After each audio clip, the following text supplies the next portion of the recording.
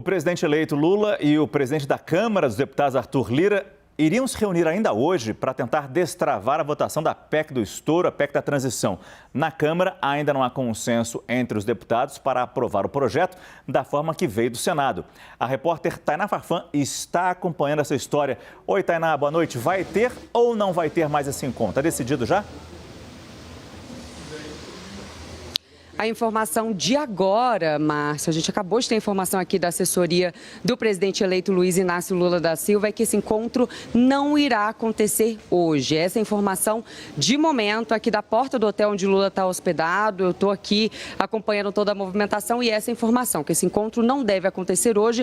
Há uma expectativa que esse encontro, então, aconteça durante o final de semana, já que Lula estará aqui em Brasília durante esse final de semana, né? Essa informação do encontro dos dois, de Arthur Lira e Luiz Inácio Lula da Silva, que foi adiantada pela nossa colega, a repórter Tainá Falcão, que está aqui em Brasília também acompanhando toda essa movimentação em relação ao novo governo. Mas esse encontro deve sim acontecer, Márcio, até porque a gente tem a proposta de emenda à Constituição, que é, digamos assim, a menina dos olhos do novo governo, que está em discussão, enfrentando resistência na Câmara dos Deputados. E essa proposta, sim, estará na pauta de discussão desse encontro, que deve acontecer ainda durante esse final de semana. E o que a gente deve ver desse encontro? Cobrança. Lula deve cobrar de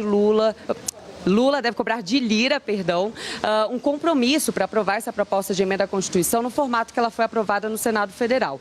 Por outro lado, a gente deve ver Lira cobrando de Lula um espaço no governo. E Lira, a informação dos bastidores é que ele tem uma lista longa, viu, Márcio? Ele quer espaço em ministérios, também em bancos, em empresas públicas, em especial no Nordeste. A expectativa é que saia desse encontro um consenso, algum acordo em relação à aprovação dessa proposta de emenda à Constituição, que está pautada para a próxima terça-feira na Câmara dos Deputados. Nessa votação a gente vai acompanhar sim resistência de alguns partidos. Alguns partidos devem querer mudar o tempo de vigência dessa proposta de emenda à Constituição, né, que abre um espaço para além do teto de gastos, e também deve querer alterar o valor. A gente deve ver movimento tanto para alterar o valor quanto o tempo de vigência dessa proposta de emenda à Constituição. E aí o PT vai ter que contar com o apoio de Arthur Lira para conseguir derrubar os destaques, né? A gente deve ver, inclusive, destaques sendo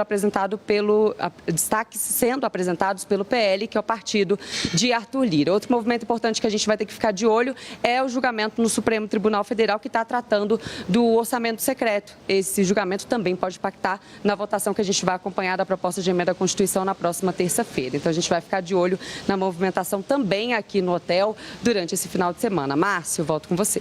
Muito obrigado, Tainá Farfan, falando com a gente ao vivo de Brasília e trazendo essa informação que acabou de chegar. O encontro que iria acontecer, mais um entre Lula e Lira, não foi para hoje, mas deve ficar para amanhã. Voltar a conversar com Gustavo Uribe e Caio Junqueira. É claro que vai ficar para amanhã, o mais rapidamente possível. A gente viu as demandas, os dois lados têm suas demandas e suas necessidades aqui, né, Uribe?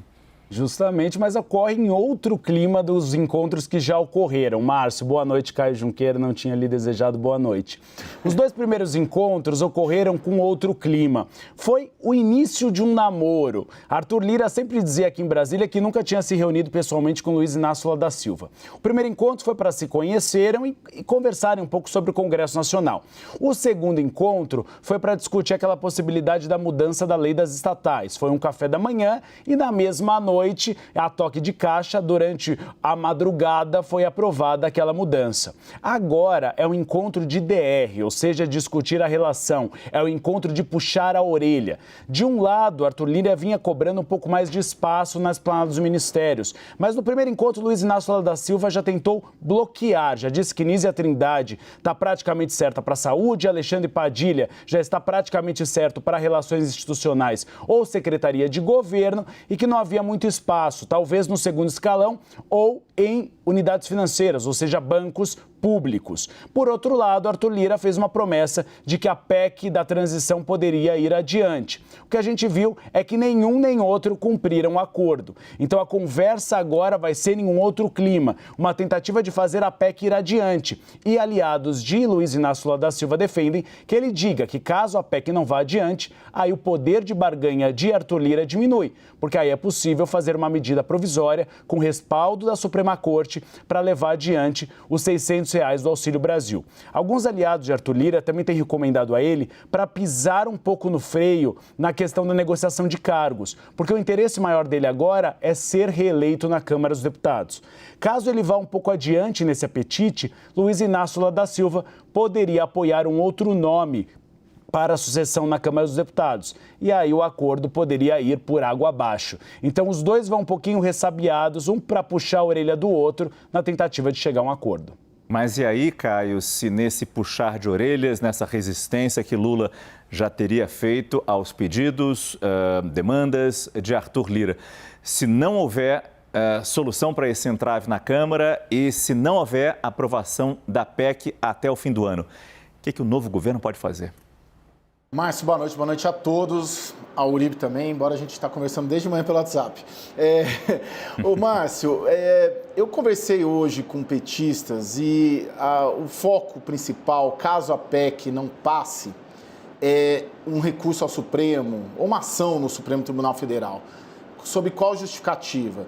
Argumentando que, se não houver a flexibilização de regras fiscais, não será possível garantir direitos sociais que estão previstos na Constituição, por exemplo, o direito à saúde, que está lá no artigo 5º, previsto como um direito constitucional, 5º ou 7º, um direito constitucional do brasileiro. Então, se não passar essa PEC, hoje aqui alguém que está diretamente ligado nessas negociações me disse, se não passar a PEC, se não houver PEC, né, se quer entrar em pauta, nós vamos ao Supremo Tribunal Federal sob essa argumentação. Tem uma outra ação, uma decisão recente do Supremo, que pode entrar aí como argumentação também, que é a do mínimo existencial, que é quanto cada brasileiro, quanto cada cidadão precisa de como um mínimo para poder viver. E aí você argue isso, você levanta também esse debate. Salvo engano, nessa decisão do Supremo estava em R$200 ou R$300, e aí a ideia do partido é ampliar isso para R$600, que seria justamente o valor do novo Bolsa Família. Então, foco, plano A, vamos dizer plano B, claro, plano A é a PEC, Supremo Tribunal Federal. Um plano B que perdeu um pouco de força seria uma consulta ao Tribunal de Contas da União. Mas, segundo me disseram, o novo presidente do Tribunal de Contas da União, Bruno Dantas, já disse ao governo eleito que há precedentes em, vamos dizer assim, esticar o teto para utilizar esses recursos. Mas, te respondendo, se a PEC não passar, vamos assistir essa novela aí no Supremo Tribunal Federal, muito provavelmente. É um momento difícil da transição e a gente vai continuar acompanhando por enquanto. Mais uma vez, obrigado, Uribe, e obrigado, Caio.